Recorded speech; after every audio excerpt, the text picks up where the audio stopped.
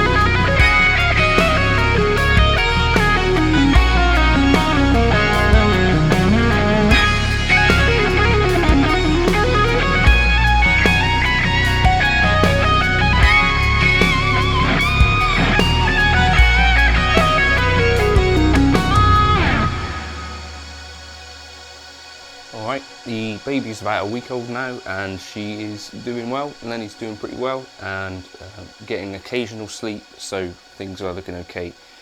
Thank you again to everyone who bought the Buy Me a Coffee thing and all that sort of stuff, and congratulations and all that sort of well wishing. I'm super appreciative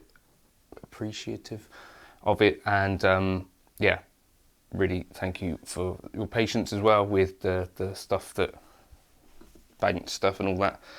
There will still be the occasional banked video, and then sometimes I'm going to be able to do normal kind of stuff, so we'll just go with the flow really what's going on. There will be a lesson later on, a nice little surprise. I wanted to just do a little video because some of you may be aware that before the kid was born I decided for about 12 days I think it was to not play a Strat. So I'm mainly a Strat player, But I decided to, for whatever reason, to try and increase my testosterone levels before the birth of the child. Just play basically Les Pauls. I played the two Les Pauls that I've got. So I've got this Gibson 2002 Les Paul Standard and a Tokai with P90s and a Revstar. Those are the three main ones that I was playing, although I was gravitating towards the Les Paul Standard because I think probably it's one of my favourite looking guitars in the world. And I'm not a Les Paul player, I wouldn't say so. And it took me until I was about 32, I'm still 32, to actually own one and to try and get my head around it a bit. I did have a Tokai for a little bit way before. I think I found the answer to trying to get to grips with a Les Paul, and the answer is to sort of just play the Les Paul for a period of time. It doesn't have to be for forever, but I think the switching from your Strat to Les Paul initially can give you this feeling of like the Les Paul feels a bit clumsy or something. But after spending like 2 weeks playing the Les Paul almost all the time, I now feel like I kind of get it a bit better, and it makes quite a bit more sense to me as an instrument. One tip that I would use for you, if you're used to dialing in stuff for a Strat on your modeler, you can use those same presets, but what I found worked quite well over that time was to just stick a simple EQ at the start and at 600 Hertz dip things by 12 dB. What that does is two things. It scoops the mids, so a bit more in line with maybe what you might hear out of your Strat, so the preset might sound a bit close to what you're used to. And also, it will drop the level that you're hitting the front of the stuff with, because obviously you're cutting things by minus 12 dB at a certain range, so there's going to be less kind of energy.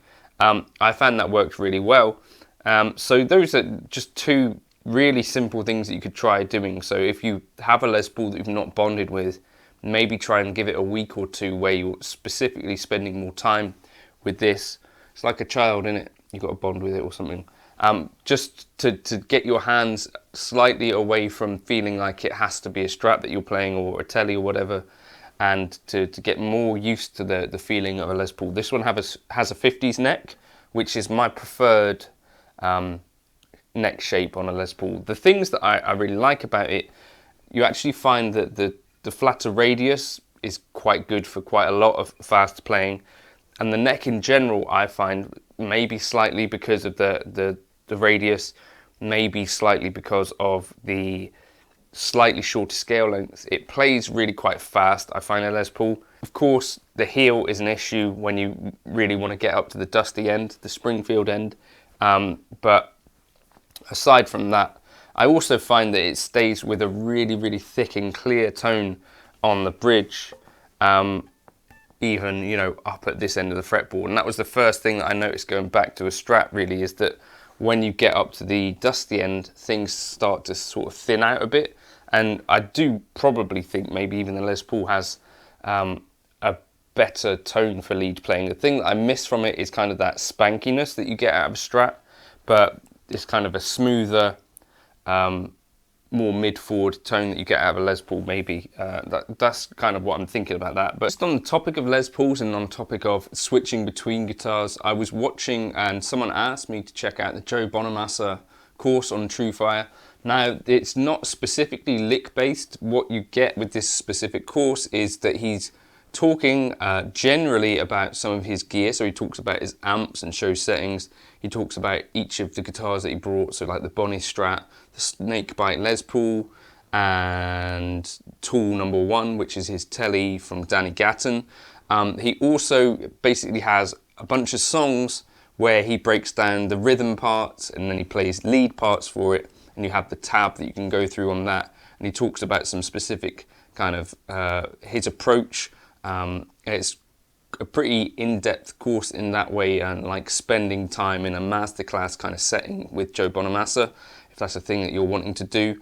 And yeah, so check that one out. You can use the code JNC40 if you wanted to get 40% off of that course, or you could use the link and grab an all-access pass, and I get a bit of a kickback from TrueFire if you do that, and I think it's probably the most efficient way because if you find 2, 3, 4, 5 courses on there that you really dig, then in theory you kind of just paid for those with the year, and you can keep dipping into lots of different bits and pieces. Maybe you find the Tim Miller stuff interesting, maybe you find the Robin Ford stuff interesting, the Andy Timmons stuff. So there's loads on there. JNC40 is the code, or use the link below and you can get an all access pass if you're interested in that sort of thing for about the sort of price of Netflix or something. Really useful, I think, to kind of kickstart some inspiration and give yourself some kind of things to work on each day. Let me know in the comments if you prefer me playing a Les Paul or Strat, if you've got any particular preference, or maybe you'd rather I just didn't play at all. I think that's probably fair. But yeah, this has also got the Monty's underwound paths, so quite low output, vintage style. I mostly live on this bridge pickup with it. But yeah, that's the Les Paul. Don't drop it. Obviously the headstock is super fragile. Oh, another kind of tip, they are quite heavy things. This one's about 9 pounds and 2 ounces. Get yourself a decent strap. I use Franklin straps. The wider the strap is, the less it will hurt your shoulder, basically. But these are, you know, sort of 1.5 to 2 pounds generally, maybe even more heavier than a decent weight Strat.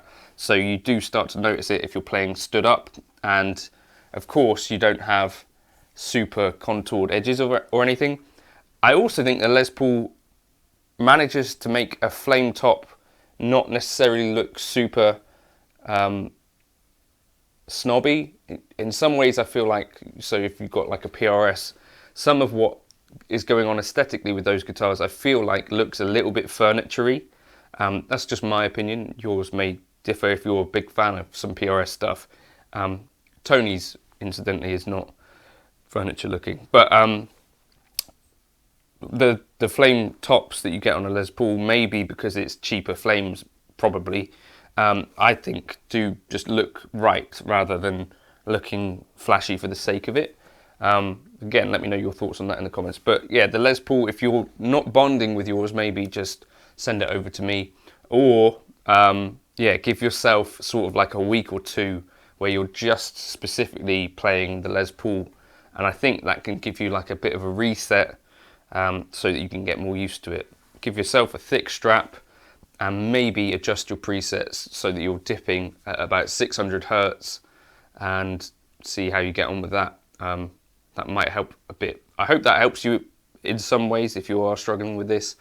Thank you very much for stopping by. If you wanted to like and subscribe to the channel, I know some of you maybe aren't, but there's plenty more videos talking about all sorts of stuff, some lessons, there's reviews, gear reviews, and yeah, cheers for stopping by. I was using the Eric Lead 35 preset there with the Les Paul.